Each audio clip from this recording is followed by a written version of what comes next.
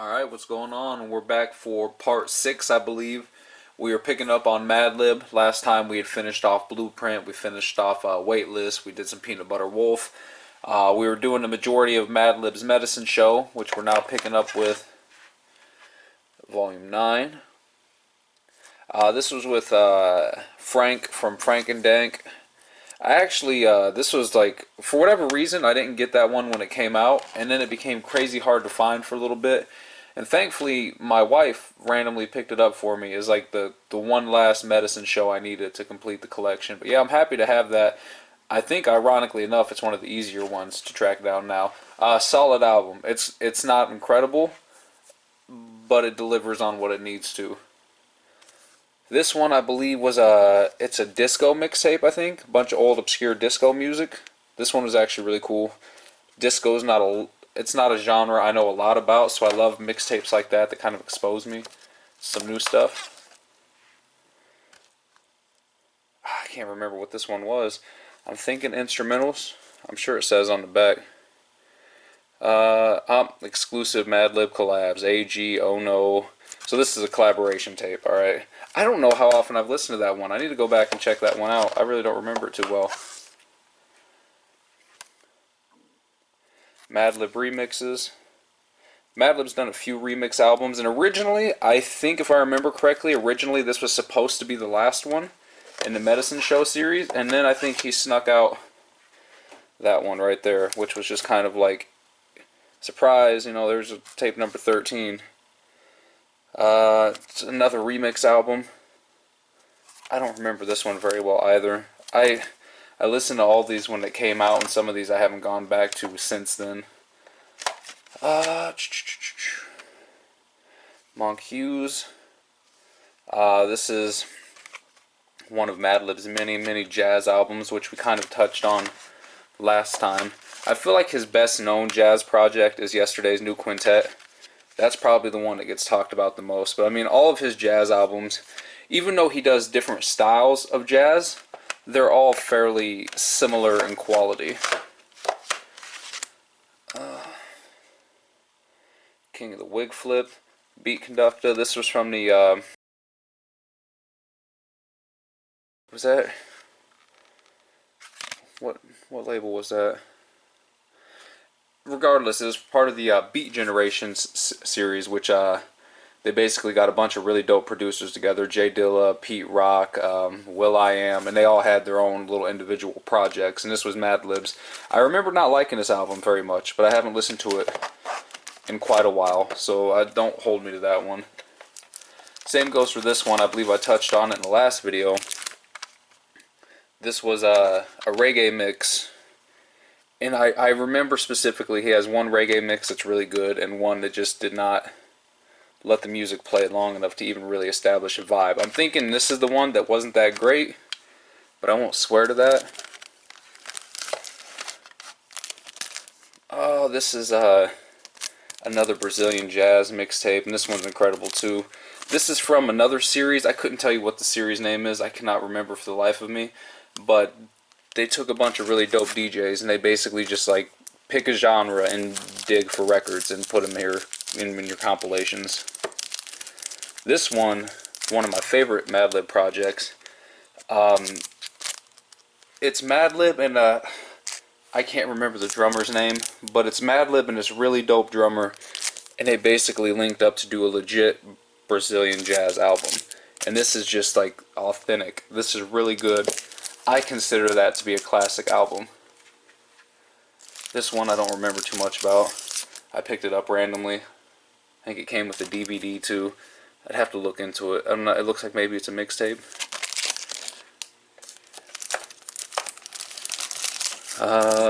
That's another Yesterday's New Quintet. He's got a lot of jazz albums. This one's really good. This was the very first Madlib album I ever owned, and this was him getting his hands on a bunch of Blue Note jazz records, and they basically just let him run wild with it. And he does you know, his remixes and samples, and it's a really dope jazz-based hip-hop instrumental album. Madlib remixes 2. This one is all samples from 1977 to 1982. That's kind of thematically what holds that one together. The only thing that bugs me about Madlib's remix albums, and it's a lot of remix albums, is a lot of the vocals that you find out there, the acapellas from that time, were like clean edited versions. And it's a small gripe, but like I hate hearing a clean version of a song. It drives me crazy.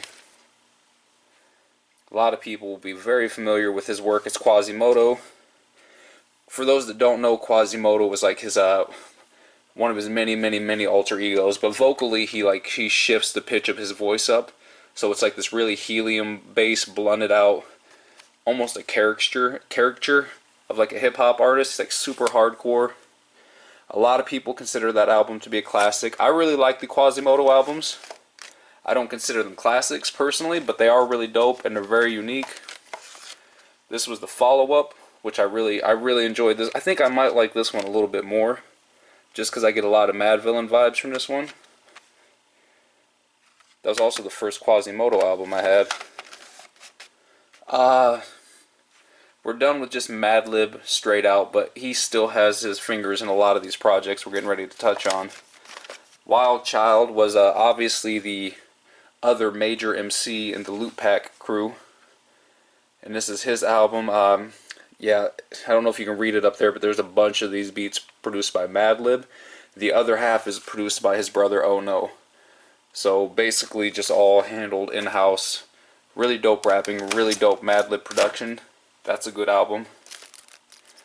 Strong Arm Steady, fully produced by Madlib. This album had a lot of buzz when it came out. I remember not being overly impressed with it. I would have to listen to it again, but it's got dope cover art, and I like Strong Arm Steady, and I love Madlib, so I mean, like, I probably just need to give it another listen. That was the first Freddie Gibbs collab. Very solid album. It's long, especially this one. You know, I got the deluxe version, so it runs 21 tracks. It's a long album, especially, I like Freddie Gibbs as a rapper. I think he's an incredible rapper, but he also gets a little tiring when you're listening to him for like a long period of time. So shorter is always better with Gibbs, and that album is just a little long.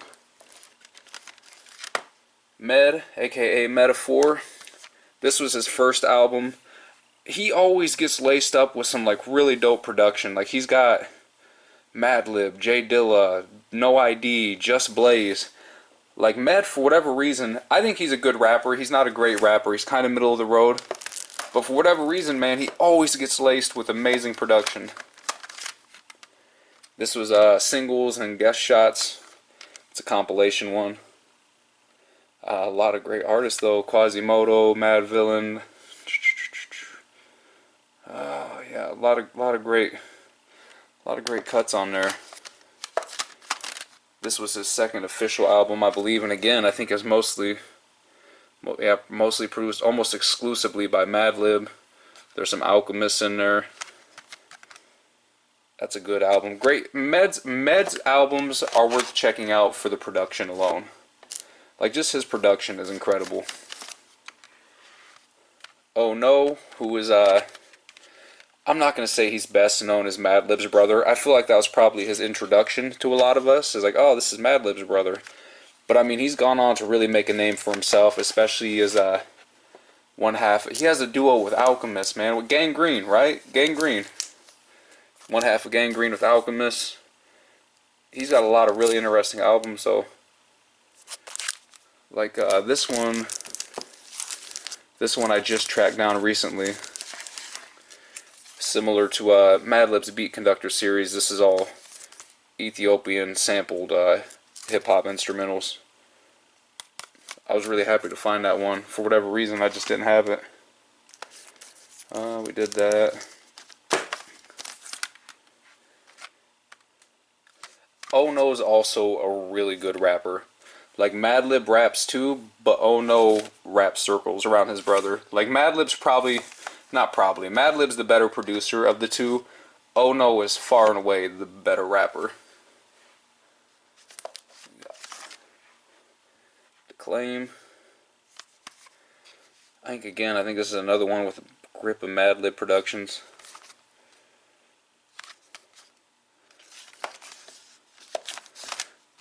Perkins. I haven't listened to Dudley Perkins albums nearly enough. I started really getting into him after he was on MF Doom's Food album, and I was so impressed with his guest verse on that that I just went and snatched up a bunch of his stuff, but I haven't spent nearly enough time with it. Roxy. That's a good album. A lot of great features on it. Oh No, Aloe Black, Busy Bone, Glasses Malone. That's a good album. Solid. One of my favorite rappers now, we get to talk about Percy P. This is kind of what Percy was known for to begin with. He's gone a very long time before he released a solo album. And he would have these mixtapes, and this is like an official pressing, but originally he would have mixtapes with all of his guest features, and he would stand outside a record store called Fat Beats, and he would just sell them hand to hand. And that's kind of how he built his reputation. This is, like I said, this is an official copy. It's just got a grip of his guest appearances from it. You know, I think Daddy Kane, Pharoah Monch, Aesop Rock's probably on there, Jedi Mind Tricks. He finally released his solo album, which was fully produced by Madlib, which I love this album. This is a personal classic for me, but I also waited a long time for a Percy P album. And then Madlib turned around not that long after and he released a remix version of the album, which is just as good. Some tracks are better, some tracks aren't as good, but it's very interesting and it's a great companion piece.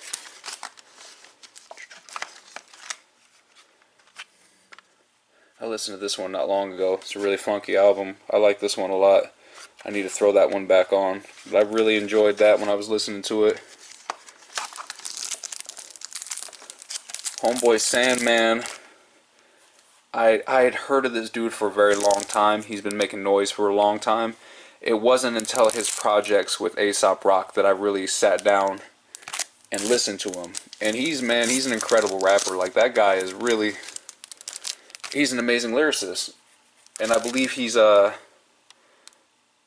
signed with Mellow Music. So, like, pretty much anybody they sign, you know, is going to put out quality music. Guilty Simpson, that's another favorite of mine. Like I said, I got a soft spot for Midwest artists, and especially Detroit artists. Like, originally, Guilty Simpson was supposed to put out an album fully produced by J Dilla. This was like J Dilla's guy. And then, obviously, Dilla passed. This is like a compilation of guest features and shit. His debut album, though, Ode to the Ghetto, was originally supposed to be all J Dilla. J Dilla passed, and then Madlib kind of picked up the slack, if you will, and he fully produced... I don't know if he fully produced this one, actually. I won't say that, but him and Madlib worked together a lot. Originally, though, supposed to be a Dilla-produced album. I still love this album. I think it's a classic. I think it's a Detroit classic, at the very least. You know what? I bet Madlib didn't fully produce that, because I know for a fact he did fully produce this one. And that was a big deal. Yeah, produced by Madlib. So I bet that first one's not all Madlib beats. Him and Madlib make a really dope pair, though, but Madlib always kind of goes overboard with the skits. Dice Game, which was produced by fellow Detroit native Apollo Brown. I got a lot of Apollo Brown projects. I'm not huge on his style. I feel like he takes a lot of really obvious samples, and that kind of bugs me a little bit, but he's solid. He's a solid producer, and that's a solid album. This one I listened to probably for the first time not that long ago, and I was not overly impressed by it. I'd have to go back to it again, but I just remember the production really did not connect with me. Alright, we're finishing this shelf with some J Dilla. That's another one in the Beat Generation series. Let's see, let's grab that Madlib out. Yeah, you can kind of see how thematically the covers are even somewhat similar. I think Dilla might have been the first one to release a project. This is also him rapping, which Dilla's not really known for his rapping, but he was an entertaining rapper, if nothing else. And probably the most important instrumental album ever released, maybe aside from DJ Shadow's Introducing. Like, Donuts was a landmark album. This was monumental. It was a game changer, and obviously it was the last album that Dilla was able to complete in his lifetime. Really interesting fact about this is they said originally when he turned in the album, it was like half as long. It was really, really short. So I guess they doubled some of the beats up, you know, and like kind of doubled the time on everything to stretch it out a little bit. But I'd be interested in hearing the original, you know, short version. Alright guys, that finishes up all the Madlib stuff. Obviously we started touching on Dilla. Next time we're going to be going into, let's see, bunch of J Dilla. We got some other Midwest artists. I see Fat Cat in there, and then it looks like we're going to run into Atmosphere. So that should be a lot of fun. Atmosphere's got a lot of great projects. Obviously I've got a lot of cool Dilla stuff. So yeah, next time we'll be talking about that. Thanks guys.